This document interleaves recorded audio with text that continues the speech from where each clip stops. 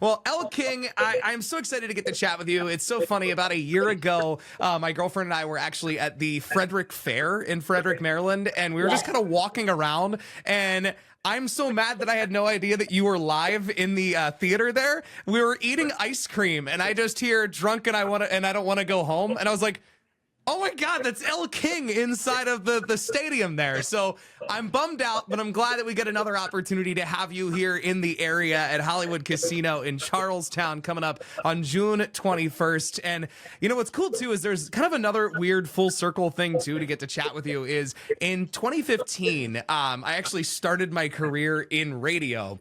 And the first song that I actually got to talk up on the air was X's and O's. So Yes. So kind of a neat little full circle moment that just now, years later, I'm getting to have a conversation with you. And just thank you for that masterpiece of a song, by the way, too. Just awesome song there.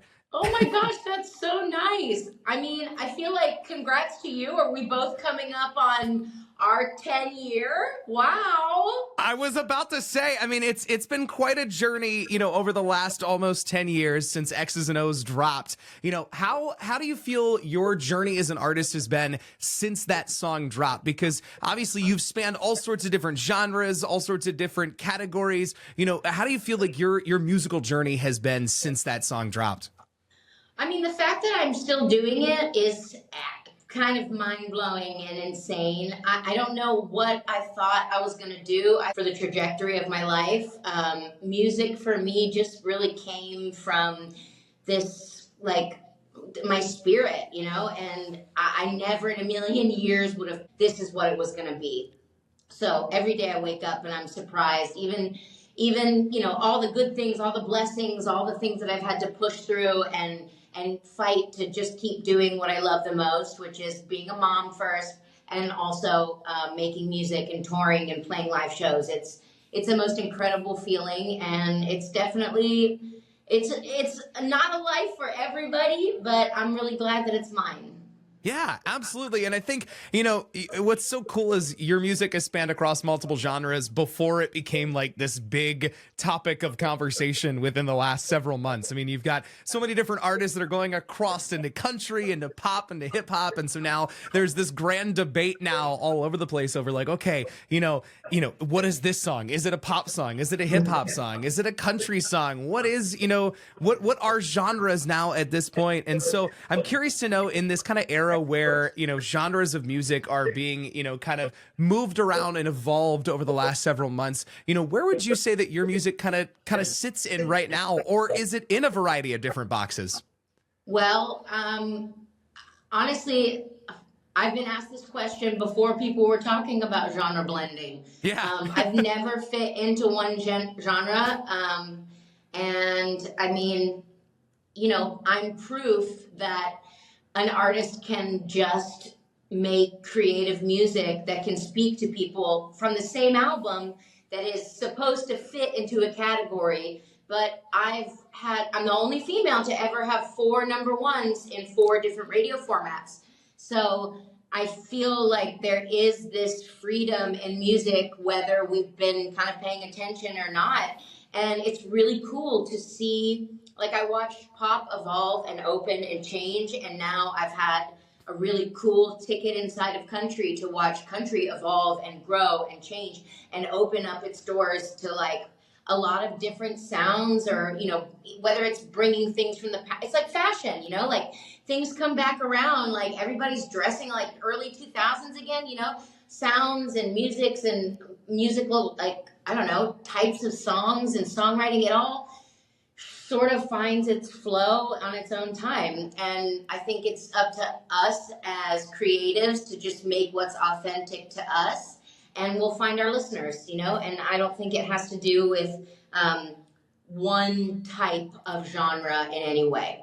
Yeah. It's like you don't have to stay in one bucket or one category. It's like just make creative music, creative content, and let the listeners decide what they love and and what they care for. And I think that's what's kind of been awesome over the last several months, right? Yeah, and I mean, listen, I lost some of my baby weight, but you still can't really fit my ass in a bucket. So I'm just gonna keep making music that makes me feel something, Mm-hmm.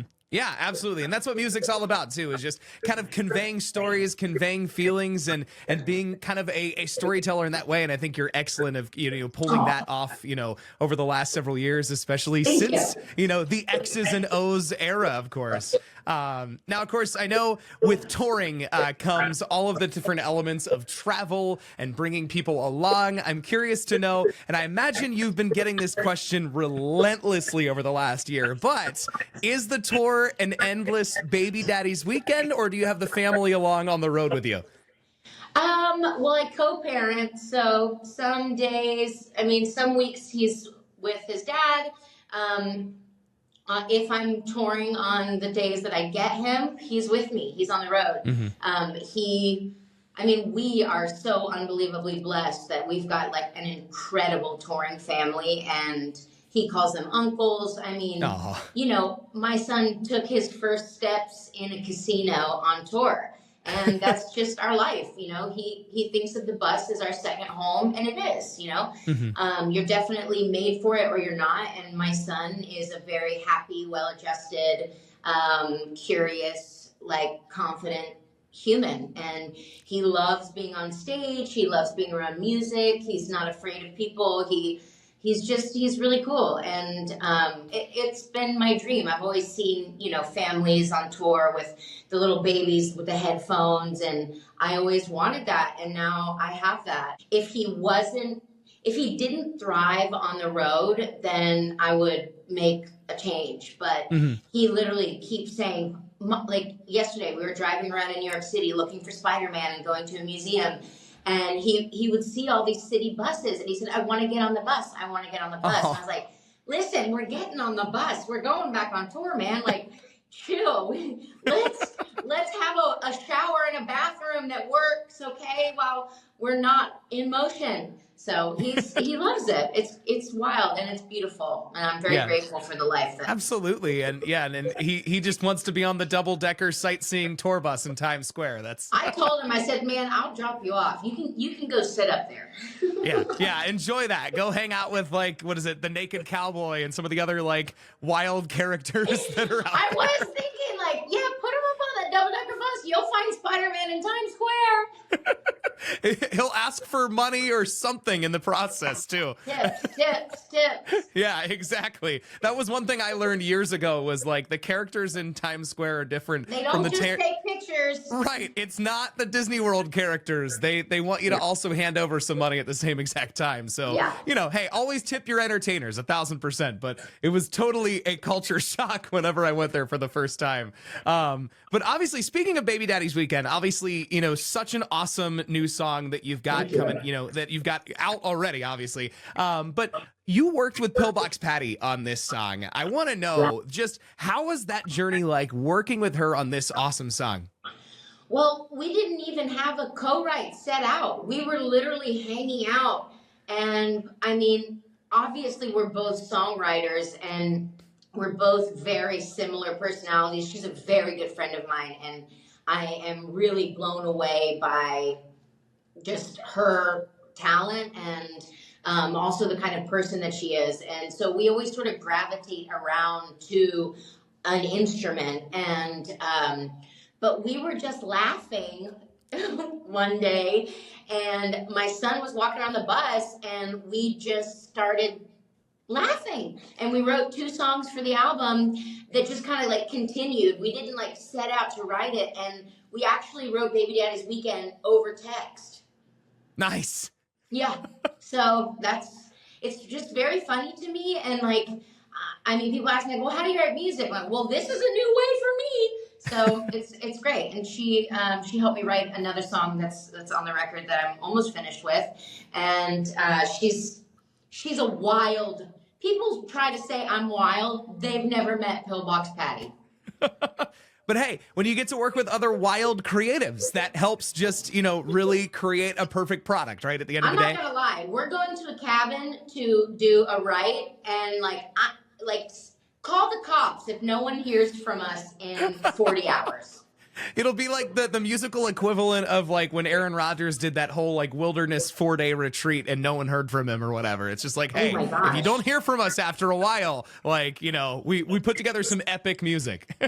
Send help, but also a recording studio. Yeah. Yeah, exactly. Send us a microphone at the same time. I think that's awesome too, by the way, that you were writing the song over text message. Because I know a lot of people, when they're writing, they'll use like the voice memos app on their iPhone or different things like that. But like, I'm just imagining a text chain that if anyone else was reading it, they'd be so confused and Yeah. maybe even concerned. 100%. Yes. Yeah. No, we were just laughing. But like, I feel like that's how so many great songs of mine have come, not over text, but like, oh my gosh, no one's ever going to go for this. This is so funny. And I mean, it just ended up great. And it's like such a feel good song. And I'm really glad that it's the first song that we put out because it's definitely made for summer. And I think people should listen to it all day, all night. And I hope it brings them joy. Yeah, absolutely. And another writing and producing question, just because I have always been kind of a pop punk nerd over the years, and I always loved Boys Like Girls and some of those other bands. And I know you worked with Martin Johnson on Drunk and I Don't Want to Go Home, right? Yeah. What was that like? Because, I mean, he's written all sorts of different genres of music, of course, from his own stuff to country music to Disney Channel songs to everything in between. What was that experience like working with him on that song? Well, he's totally 100% like a creative genius. He is a wild human being. He operates on a different kind of frequency. But what's interesting is that we worked together 10 years ago, and he and I wrote America's Sweetheart, and we wrote Drunk in the same week. And then Drunk didn't make the album. That's what's so crazy. But I know it's like more evidence and proof that like the life of a song sometimes has its own energetic flow and its own destiny. So I also didn't super vibe with the original verses. So Martin and I reconnected, and I was on the road with Miranda. I didn't have a baby yet. I didn't live in Nashville again, and we reconnected. And I was like, "Hey, let's rewrite Drunk," and we rewrote it, and in less than 15 minutes. And I sent it to Miranda, and she said, "Yeah, I'll do that as a duet." And I was pregnant, and it crossed over, and Martin was like, "Go, Elle, go!" He's wild. He's so amazing, and now he's a dad, so it's great. Right. It's great. Yeah, and he's back. He was back doing touring shows. I saw him back in October in Silver Spring, and it's just cool to see. And there was a part of me that was wondering if there was ever going to be a Love Drunk and I Don't Want to Go Home, like a mashup of his song with Boys Like Girls and yours. But hey, maybe I'm manifesting that into the world right now. Did you hear the song? I did a duet with him. Did you really? Yeah, I think it was his last record. I think it was called Companion. Yeah. It's beautiful. That's how we reconnected, is he asked me to sing with him. And I was like, funny you should mention it. I think we should rewrite Drunk. And so it was really cool. It was great. A duet spawned a new duet. It was great. That's phenomenal. Okay, so that's my homework whenever we're done. I love that it was like I'll musically scratch your back if you scratch mine kind of concept there, right? Yeah, but he's a genius. So I love him, and I appreciate him so much. That's awesome. Coming up in June in Charlestown at Hollywood Casino's Event Center, you've got a great show coming up. Tell us what fans can expect whenever they come and see your show. Well, these are the best shows that we've ever put on. These are our best live shows. We have really put a lot into our production. We've put so much into our set list. We're also playing new songs. We're singing with audience delight. So learn the words of Baby Daddy's Weekend, because I want to hear everybody singing it.